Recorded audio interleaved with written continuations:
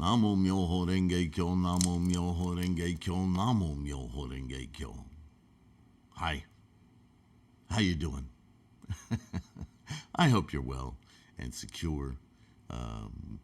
It's a crazy world, isn't it? And I know our Sangha is all over the world, so I'm speaking to you directly and very much aware that all of us are in some very different circumstance. So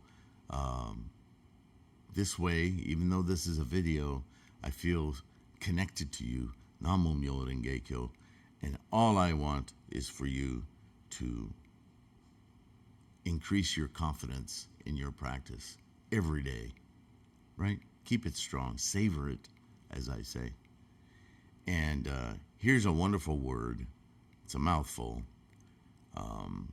that we come across in our studies.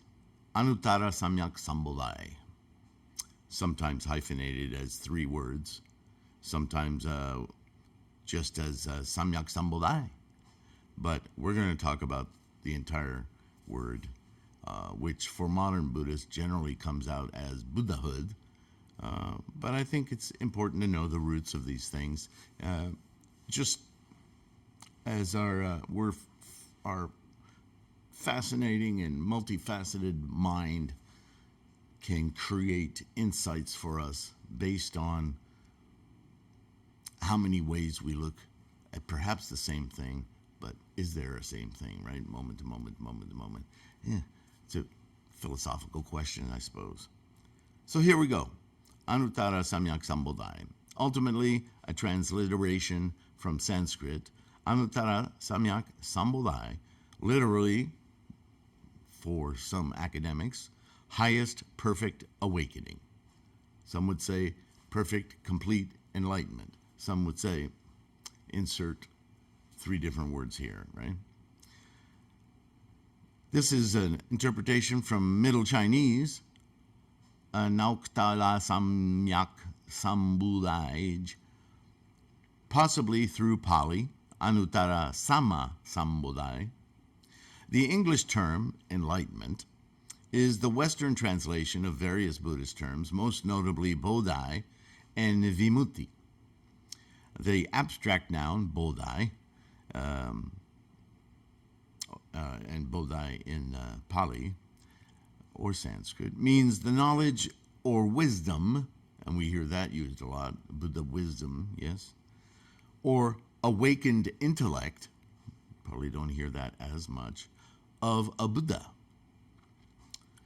The verbal root, bud, means to awaken, and its literal meaning is closer to awakening.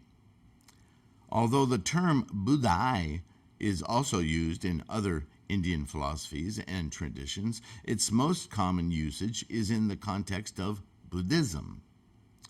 Vimukti is the freedom from or release of the fetters and hindrances.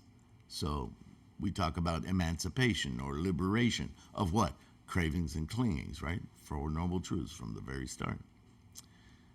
The term enlightenment was popularized in the Western world through the 19th century translations of German-born philologist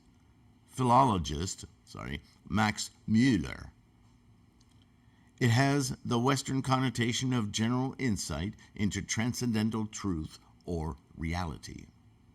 The term is also being used to translate several other Buddhist terms and concepts which are used to denote initial insight or prajna, Wu in Chinese, Kensho and Satori in Japanese.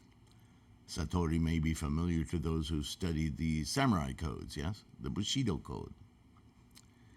And knowledge or vidya. The blowing out, quote unquote, of nirvana and of distributing emotions and desires, or disturbing emotions and, again, craving and clinging. And the attainment of supreme Buddhahood, Samyaksambodhi, as exemplified by Siddhartha Gautama as Shakyamuni Buddha. Now, this says Gautama Buddha. I would argue there was never any such thing as a Gautama Buddha, because by the time Shakyamuni was recognized as enlightened, he transcended his earthly man existence, Siddhartha Gautama, and became Shakyamuni. Shakyamuni breaks down into two terms, Muni being great sage, somebody who has attained Buddhahood in his case, and Shakya being of the Shakya clan, right? So Shakyamuni, Buddha. Gautama would be kind of an insult, right? Okay. What exactly constituted a Buddha's awakening is unknown. It may have involved the knowledge that liberation was attained by the combination of mindfulness and dhyana, or deep penetration, applied to the understanding of the arising and ceasing of craving. The relation between dhyana and insight is a core problem in the study of Buddhism and is one of the fundamentals of Buddhist practice. In the Western world, the concept of spiritual enlightenment has taken on a romantic meaning. It has become synonymous with self-realization and the true self and false self being regarded as a substantial essence being covered over by social conditioning, or samsara. So maybe I should add a little bit more to that. But that's the conventional thinking on Anuttarasamyaksambodhi. So give me suggestions if you think I should go a little further. You know I've talked about this at length, so this could end up being a book in itself.